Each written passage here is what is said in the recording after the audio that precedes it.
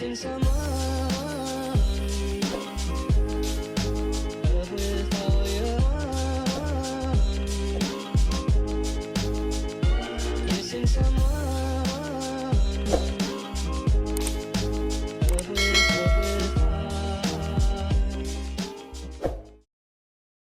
What's up, guys? Happy Monday and welcome back to my channel. This week's episode, I'm going to show you this color correction that turned out way better than I thought it was going to turn out. But yeah, I posted this on my Instagram story and so many people replied that they wanted a whole video on how I did this whole color correction. So here it is. Okay guys, so here is my client's before. She said that she has been doing her hair at home by herself, and I was actually pretty impressed with the blonde because it looked pretty even to me. I mean, there were some orange spots here and there, but overall she had a pretty solid blonde. And at the root where that orange band is, she told me that she used like a high lift color to try and lighten her roots to be blonde, and that is why it's so warm. But today our goal is to highlight her roots, blend out the orange band, and also add in some lowlights throughout her mids and ends so that she could have dimension where the solid blonde is. A little bit about her hair is that she has, I would say, a level 5, and she has really thick, coarse hair and a lot of it. So for her lightener application, I opted to do some highlights before anything. So I started to highlight her hair, and in the back here I started to do some chunky weaves in the back, and as I got towards the top crown I started to make them a little bit smaller, more so of like a medium size weave.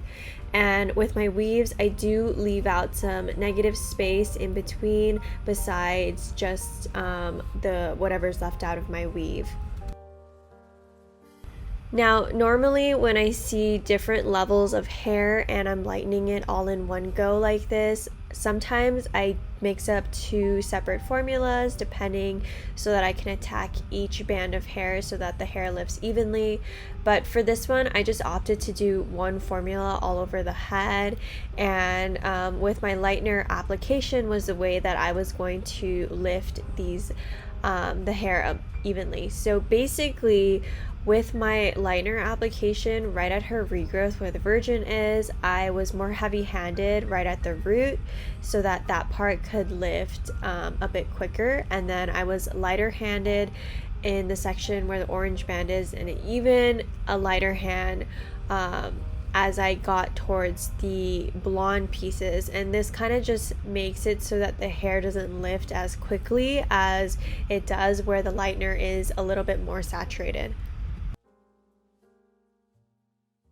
Now, when doing color corrections like this, it can be very difficult deciding whether you want to do different formulas or just go with one and do like that heavy hand technique where you're saturating more in some areas where you want more lift.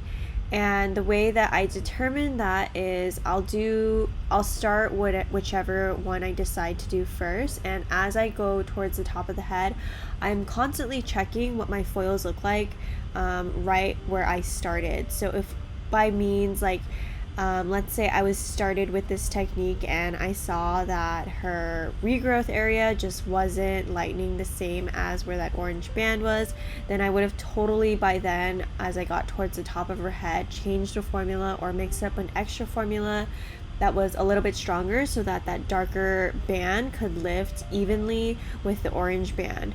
So that's typically how I address color corrections like these when there are multiple levels in the hair, and so that I can make my life easy when I tone the hair and when I lift it so that it can lift easy when I pull out all the foils.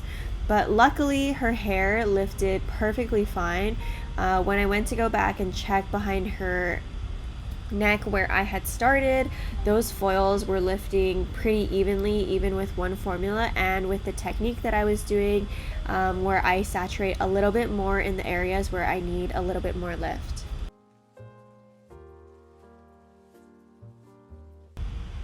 And as I go through her highlights, I just want to point out that I intentionally made sure that as I weaved her hair, the hair, like the ends where the blondes are hanging out of the foils, I intentionally tried to make sure that those hairs were at the bottom of the foil rather than randomly on the top or on the side.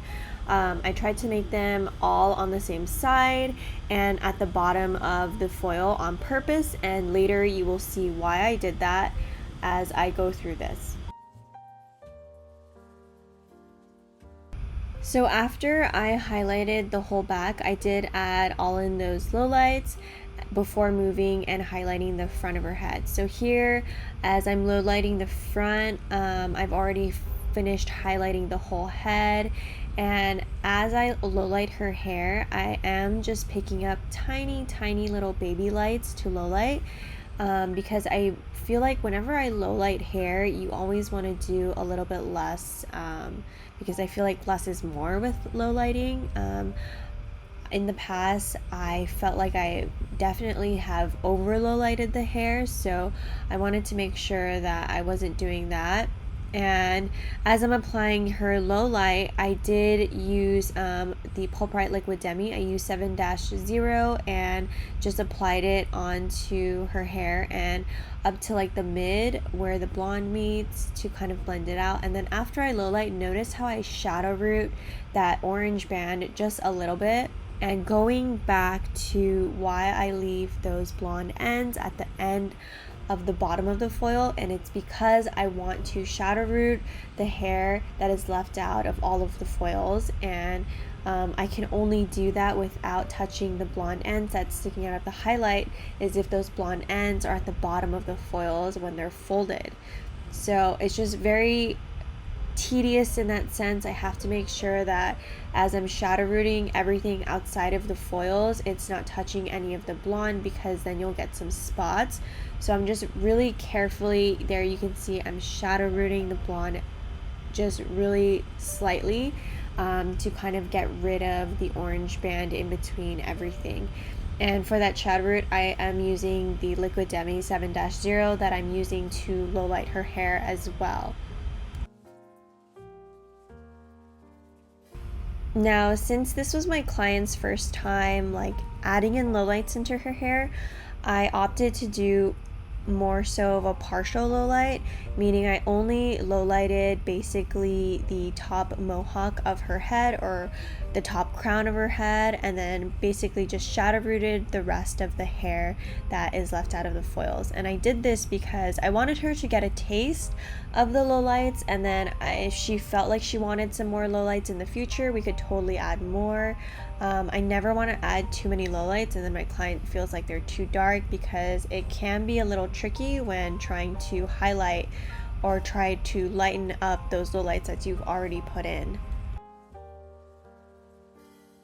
And then the reason why I chose to low light with the Pulp Bright Liquid Demis is because I feel like with the Liquid Demis, they do last pretty long compared to other Liquid Demi lines, but also I needed something that would come out a little bit better and fade nicely. I felt like if I used anything else, I might have difficulty lifting it out, and essentially we do want to highlight her head and keep it solid. So as I do her highlights in the future, I don't want to have any trouble lifting out this dark color that I'm putting in her hair. I want something that will come out a little bit easy and have a nice fade.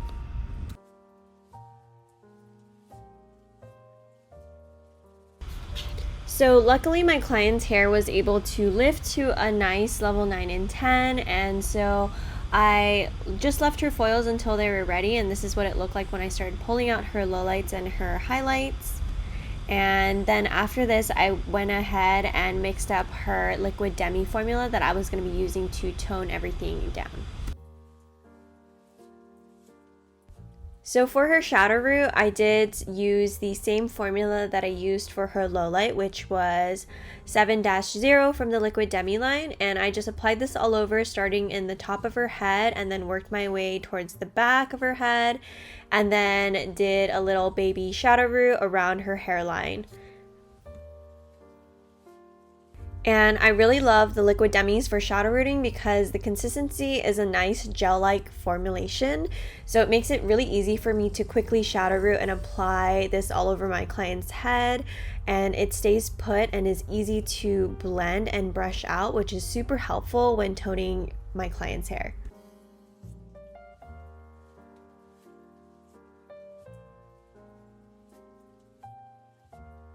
And then for her lighter formula on the mids and ends, I used one of my favorite formulas from the Liquid Demi line, which is 9-1, 9-2, and 0-0, which creates such a beautiful like level 10, almost platinum blonde, and it cancels out the perfect amount of warmth. When I toned her hair though, I did apply it mostly on the mids because when I first applied the toner, I did see that her ends where she had previously bleached her hair at home were very porous. It literally grabbed the toner super quick, so I mostly applied the toner where the mids and where the warm band was so that it could cancel out as much warmth as possible there. And then I just kind of smushed whatever was at the mids towards the bottom of the ends to let that process and tone the ends a bit. And then once the toner was done, my client had requested an in-salon Olaplex treatment, which consisted of Olaplex number 1 applied first, and then Olaplex number 2 applied directly right on top of the number 1 and let it process. This definitely helps strengthen the hair and rebonds the hair from within. Alrighty guys, so here is my client's after. Her roots are nice and blended. We added some lowlights, got rid of that orange band in her hair, and gave her a nice Olaplex treatment to keep it nice and strong. And honestly, I feel like the Olaplex and the Liquid Demi combined together made her hair feel so buttery soft. Like it felt like she didn't even bleach it at home at all. Like she had such healthy hair after this appointment. I was pretty impressed with how her hair felt after all the coloring that we had done to it. But yeah, I am even more impressed with like how well her hair lifted and blended in. You can still see there's slight warmth here and there, but majority of it is pretty much blended out and toned down. Now I did tell her, since we did do the lowlights and toned out that orange band with the Liquid Demi, that this was going to fade warm. And the reason why I did that was because as she comes in, I do want to highlight out that orange band that she used the high lift with, and I didn't want to have any problems when I go back into highlight. So that is why I opted to lowlight her and shadow root her with the Liquid Demi opposed to like a permanent color. And so yeah, she already knows that it's going to fade a little bit warm, but I feel like as it fades, it's going to fade really pretty because she has those highlights that are going to help blend everything in. And this is probably going to last her like quite a while before she needs to come back in for a touch-up, which is great because of the lowlights. It creates such a seamless blend, and everything will just kind of blend seamlessly as her roots grow out and she's ready to come back in.